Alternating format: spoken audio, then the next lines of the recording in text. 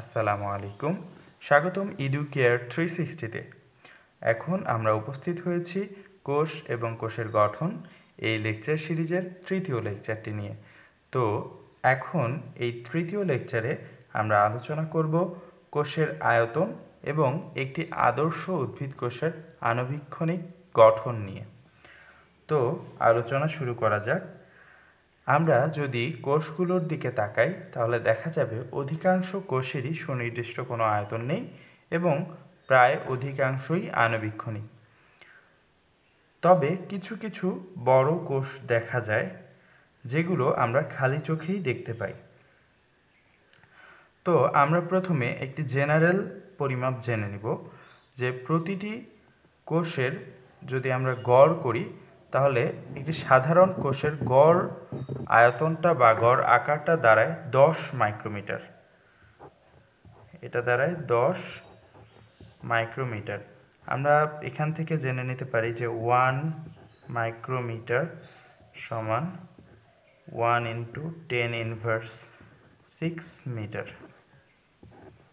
তো জেনারেলি একটি কোষের আকার হয় 10 মাইক্রোমিটার এবং ওজন হয় 1 ন্যানোগ্রাম। তো 1 ন্যানোগ্রাম সমান 1 × 10⁻9 গ্রাম। ওকে, তো এটা হচ্ছে জেনারেলি এমনটা হয়ে থাকে, কিন্তু কিছু কিছু কোষ রয়েছে যেগুলো অনেক বড় হয়, আবার কিছু কোষ রয়েছে যেগুলো অনেক ছোট হয়। এই সৃষ্টি জগতের বা জীব জগতের সবচেয়ে বড় কোষ হলো উট পাখির ডিম। সবচেয়ে বড় কোষের নাম হলো উট পাখির ডিম। এটি একটি একক কোষ। উট পাখির ডিম এর পরিমাপ হচ্ছে 170। এর পরিমাপটি হচ্ছে 170 × 135 মিলিমিটার।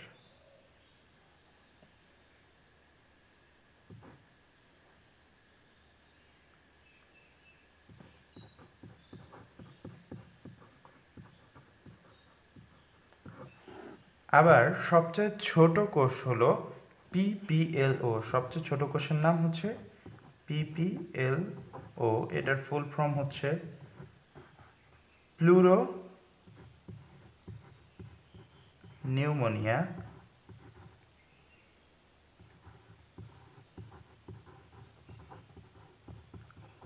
Like organism.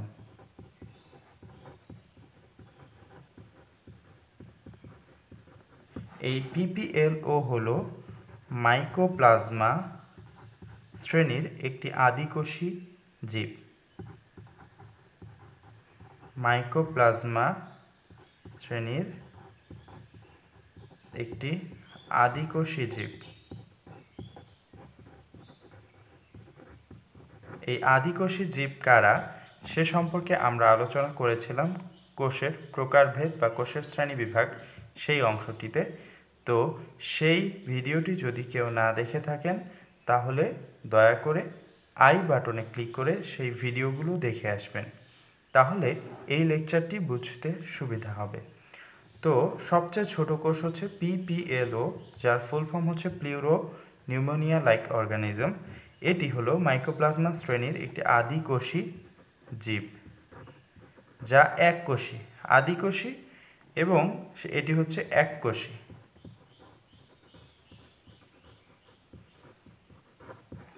ওকে, আর আমাদের দেহে তথা মানুষের দেহে সবচেয়ে বড় কোষ হচ্ছে মোটর নিউরন। মোটর নিউরন কোষ এটি এক ধরনের স্নায়ু কোষ। তো এই কোষের আকার হচ্ছে 1.37 মিটার, যা প্রায় আমাদের মাথা থেকে পায়ের বৃদ্ধাঙ্গুল পর্যন্ত বিস্তৃত। এটি এতই বড় একটি কোষ। ওকে, তো এই ছিল আজকে কোষের আয়তন নিয়ে আলোচনা। তো এখন আমরা আলোচনা করব একটি আদর্শ উদ্ভিদ কোষের গঠন নিয়ে, আণুবীক্ষণিক গঠন নিয়ে। তো আমরা এখানে যেটি দেখছি এটি একটি আদর্শ উদ্ভিদ কোষ।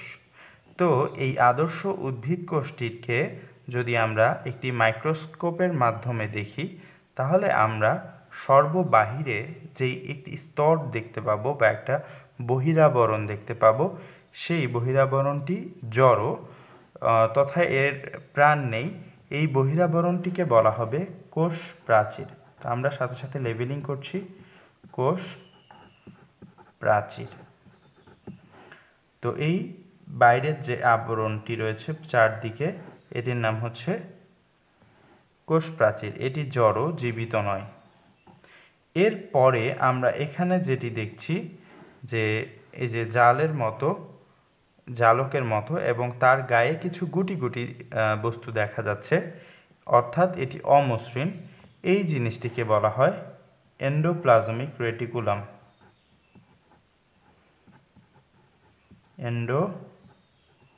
Endoplasmic reticulum.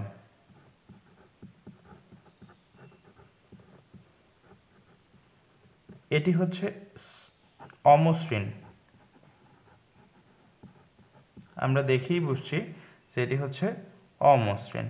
তারপরে আমরা এই পাশে, এই যে বাম পাশের কোণায়, এখানে ঠিক একই রকম আরেকটি গঠন দেখতে পাচ্ছি, কিন্তু এর গায়ে কোনো দানা দানা আকৃতি নেই বা দানা দানা বস্তু নেই। তাই এটাকে বলা যাবে মসৃণ এন্ডোপ্লাজমিক রেটিকুলাম।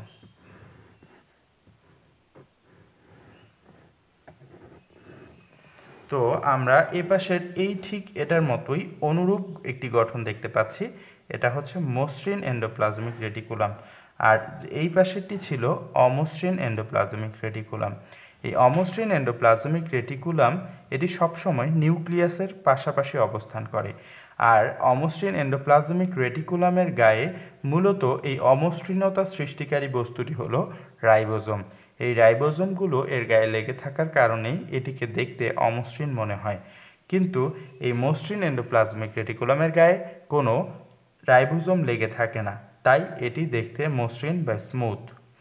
এরপরে আমরা যদি এই গোলাকার বস্তুটির দিকে দেখি বা গোলাকার অংশটির দিকে দেখি, তাহলে আমরা বুঝতে পারবো যে এই গোলাকার অংশটি হচ্ছে নিউক্লিয়াস। এর নাম আমরা সবাই জানি।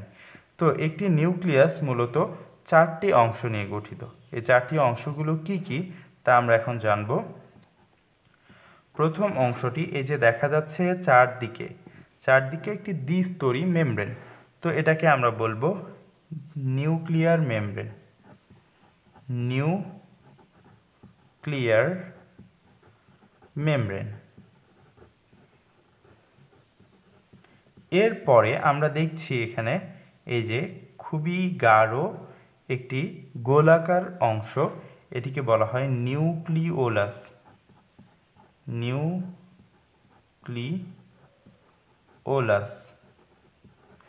এরপরে এই যে এখানে দেখা যাচ্ছে সূত্রাকার কিছু গঠন, এই যে সুতার মতো পেঁচিয়ে পেঁচিয়ে আছে, এটিকে বলা হয় নিউক্লিয়ার রেটিকুলাম। নিউক্লিয়ার রেটিকুলাম বা নিউক্লিয়ার জালিকা।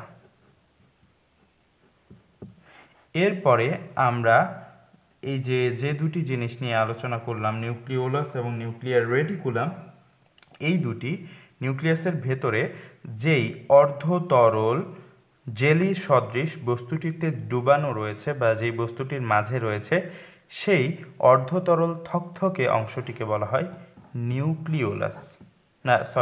নিউক্লিওপ্লাজম। নিউক্লিওপ্লাজম। তো আমরা দেখলাম চারটি অংশ। প্রথম হচ্ছে সর্ববাহিরের এই অংশটি, এই যে ইন্ডিকেট করা হয়েছে এখানে, এটিকে বলা হয় নিউক্লিয়ার মেমব্রেন। পরের গোলাকার অংশটি, এটিকে বলা হয় নিউক্লিওলাস। এরপরে এই যে সূত্রাকার অংশটিকে ইন্ডিকেট করা হচ্ছে নিউক্লিয়ার রেটিকুলাম হিসেবে, এবং এই দুটি জিনিস যে থকথকে জেলির ন্যায় অংশের মাঝে আছে, সেই জিনিসটিকে বলা হয়েছে নিউক্লিওপ্লাজম। তাহলে আমরা দেখছি এই চারটি জিনিস মিলেই গঠন করেছে একটি নিউক্লিয়াস। তো এর পরে আমরা যে গঠনটি এখানে দেখতে পাচ্ছি, এটি মূলত হচ্ছে কোষ গহ্বর। কোষ গহ্বর। এই কোষ গহ্বরটি উদ্ভিদ কোষে অনেকটা বড় হয়, কিন্তু প্রাণী কোষে কোষ গহ্বরের আকার অনেক ছোট এবং সেটি অনেক ক্ষেত্রেই অনুপস্থিত থাকে। তারপরে আমরা এখানে যে গঠনটি দেখছি, এই যে এই চৌবাচ্চা আকারের কিছু জিনিস, এগুলোকে একত্রে বলা হয় গলগি বডি। ওকে একত্রে বলা হয় গলগি বডি। এই গলগি বডির কাজ হচ্ছে বিভিন্ন রকম প্রোটিনকে মডিফাইড করা এবং তাদের গন্তব্য নির্ধারণ করে দেওয়া। আমাদের শরীরে প্রতিনিয়ত নানা রকম প্রোটিন তৈরি হচ্ছে, সেই প্রোটিনগুলো কোথায় গিয়ে কাজ করবে সেই ডিরেকশনটা দেয় এই গলগি বডি। এজন্যই গলগি বডি যেহেতু কোনো কিছুকে একটা ডিরেকশন দেখায় দেয়, রাস্তা দেখায়, সেজন্য গলগি বডিকে বলা হয় কোষের ট্রাফিক পুলিশ। এরপরে আমরা এই যে গোলাকার অংশটি দেখছি, এটি গলগি বডি থেকে প্যাকেটকৃত একটি মেমব্রেনাস থলে বা মেমব্রেন দিয়ে আবৃত থলে। তো এই গলগি বডি থেকে প্যাকেটকৃত এরকম মেমব্রেনাস থলেগুলোকে বলা হয় ভেসিকল। এগুলোকে বলা হয় ভেসিকল। তারপরে আমরা এখানে যে দ্বিস্তরী আবরণীযুক্ত একটি অঙ্গাণু দেখছি, এর নাম হচ্ছে মাইটোকন্ড্রিয়া। এর বাইরের আবরণীটি অনেক স্মুথ, কিন্তু ভেতরের আবরণীটি আঙ্গুলের মতো অভিক্ষেপ সৃষ্টি করে। এর নাম মাইটোকন্ড্রিয়া। মাইটোকন্ড্রিয়া। তার ঠিক নিচেই আমরা যেই জিনিসটি দেখছি তা হচ্ছে দুটি থাইলাকয়েড ডিস্কের সমন্বয়ে গঠিত গ্রানা এর দ্বারা গঠিত একটি প্লাস্টিড। এটি হচ্ছে প্লাস্টিড। এর ঠিক এপাশে আমরা দানা দানা কিছু জিনিস দেখছি। এই দানা আকারের জিনিসগুলো দেখতে ঠিক এই যে এন্ডোপ্লাজমিক রেটিকুলাম অমসৃণটির গায়ে লেগে থাকা দানাগুলোর মতোই। এগুলোও যেমন রাইবোজোম, ঠিক এই দানাগুলোও হচ্ছে রাইবোজোম, কিন্তু এই রাইবোজোমগুলো লেগে থাকে এন্ডোপ্লাজমিক রেটিকুলামের গায়ে, রাফ এন্ডোপ্লাজমিক রেটিকুলামের গায়ে, কিন্তু এই রাইবোজোমগুলো সাইটোপ্লাজমে মুক্তভাবে অবস্থান করে। তাই এই রাইবোজোমগুলোকে বলা হয় মুক্ত রাইবোজোম। মুক্ত রাইবোজোম। এরপরে আমরা এখানে আরেকটি থলের মতো জিনিস দেখতে পাচ্ছি, একটি আবরণী দ্বারা আবৃত একটি গোলাকার থলে। তো এই থলেটিকে বলা হয় লাইসোজোম। আমরা সবাই জানি লাইসোজোম হচ্ছে এনজাইমের আধার। লাইসোজোম। এই লাইসোজোমের আরেকটি সুন্দর নাম রয়েছে, এই সুন্দর নামটি হলো আত্মঘাতী থলিকা। এটি নিয়ে আমরা পরে আলোচনা করব যে কেন লাইসোজোমকে আত্মঘাতী থলিকা বলা হয় বা সুইসাইডাল স্কোয়াড বলা হয়। তো এটি নিয়ে আমরা পরবর্তীতে আলোচনা করব। তারপরে আমরা এখানে দেখছি যে এই কোষ প্রাচীরের কিছু অংশ ভেতরের দিকে ঢুকে গেছে এবং তার মাঝে কিছু ডটেড অংশ দেখা যাচ্ছে। এই ডট দেওয়া অংশগুলো হচ্ছে তরল পদার্থ। তো এই জিনিসটিকে বলা হয় পিনোসাইটিক ফোস্কা। পিনোসাইটিক ফোস্কা। তো এই পিনোসাইটিক ফোস্কা এর নামটি আসলে এমন কেন হলো তা আমরা একটু আলোচনা করি। আমরা যদি দেখি যে কোনো একটি উদ্ভিদ কোষ সে তার নিজের মাঝে বিভিন্ন বস্তু গ্রহণ করতে পারে বা নিজের ভেতরে বিভিন্ন বস্তুকে ঢুকিয়ে নিতে পারে। আমরা যখন কোষের বৈশিষ্ট্য পড়ছিলাম তখন আমরা দেখেছিলাম যে এই কোষটি বা যে কোনো কোষ তার নিজের ভেতরে বিভিন্ন কাঁচামাল গ্রহণ করতে পারে এবং সেগুলো ব্যবহার করতে পারে। তো তাহলে এই কাঁচামালগুলো হতে পারে কোনো কঠিন বস্তু, হতে পারে কোনো তরল বস্তু। তো যখন কোনো একটি কোষ কোনো কঠিন বস্তুকে ভেতরে গ্রহণ করে, যে আমি এখানে লিখছি যে কঠিনকে গ্রহণ যখন করে, কঠিনকে যখন ভেতরে ঢোকায়, সেই প্রক্রিয়াটিকে বলা হয় এন্ডোসাইটোসিস। এন্ডো মানে ভেতরে, সাইটো মানে হচ্ছে কোষ, সাইটোসিস। তো এখানে হচ্ছে কোষের ভেতরে ঢোকানো। এন্ডো মানে ভেতরে, সাইটো শব্দটির অর্থ হচ্ছে কোষ, সাইটোসিস মানে ভেতরে ঢোকানো।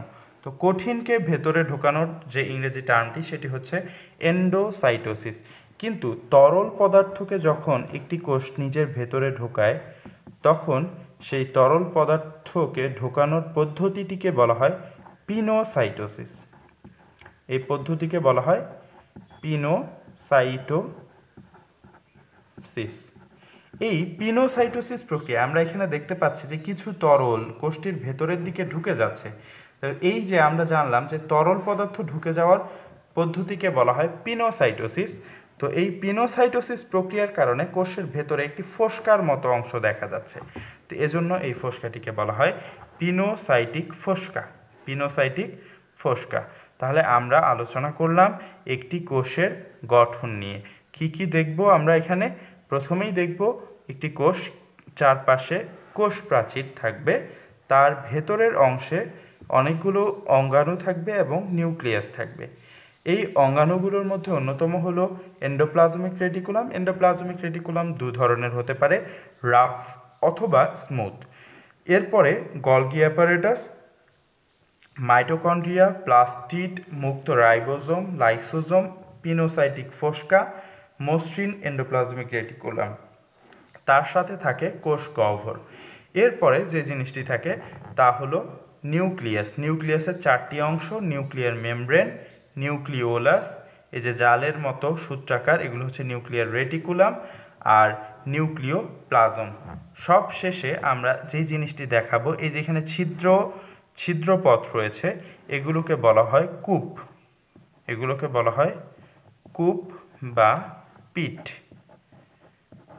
এগুলোকে বলা হয় কূপ অথবা পিট। তো আমরা আরও কিছু জিনিস দেখাতে ভুলে গিয়েছি যে এই কোষের ভেতরে এই সাইটোপ্লাজমে ছড়ানো অবস্থায় কিছু এরকম সূত্রাকার ফিলামেন্টাস, কিছু টিউবের মতো, এরকম ছোট ছোট টিউবের মতো কিছু জিনিস দেখা যায়। এগুলোকে বলা হয় সাইটোস্কেলিটন। আমাদের শরীরটি গঠনের জন্য বা আমরা সোজা হয়ে দাঁড়িয়ে থাকার জন্য, স্থির বা দৃঢ় থাকার জন্য আমাদের দেহে যেমন কঙ্কাল রয়েছে, এই কোষটিরও দৃঢ় থাকার জন্য তার মাঝেও একটি কঙ্কাল রয়েছে। এই কঙ্কালটিকে বলা হয় কোষ কঙ্কাল বা সাইটোস্কেলিটন। কোষ কঙ্কাল বা সাইটোস্কেলিটন। কোষ কঙ্কাল বা সাইটোস্কেলিটন। তো এই ছিল আমাদের একটি উদ্ভিদ কোষের আণবিক গঠন বা আণুবীক্ষণিক গঠন। তো আমরা পরবর্তী লেকচারগুলোতে এই কোষীয় অঙ্গাণুগুলো নিয়ে বিস্তারিত আলোচনা করব।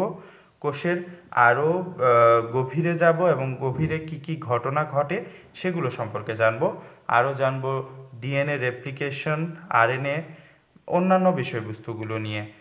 তাই আমার সেই ভিডিওগুলো পেতে অবশ্যই আমার চ্যানেলটিকে সাবস্ক্রাইব করবেন এবং সাবস্ক্রাইব করে পাশের বেল আইকনে ক্লিক করে সেখান থেকে আমার অল অপশনটি সিলেক্ট করবেন। তাহলে আমার সব ভিডিওগুলোই আপনি নোটিফিকেশনে পাবেন। তো সে পর্যন্ত আমার সাথে থাকবেন। আর ভিডিওটি আপনার ভালো লাগলে অবশ্যই লাইক করবেন এবং ভিডিওটি শেয়ার করবেন যাতে এর দ্বারা অন্যরা উপকৃত হয়। ধন্যবাদ সবাইকে। আসসালামু আলাইকুম ওয়া রাহমাতুল্লাহি ওয়া বারাকাতুহু।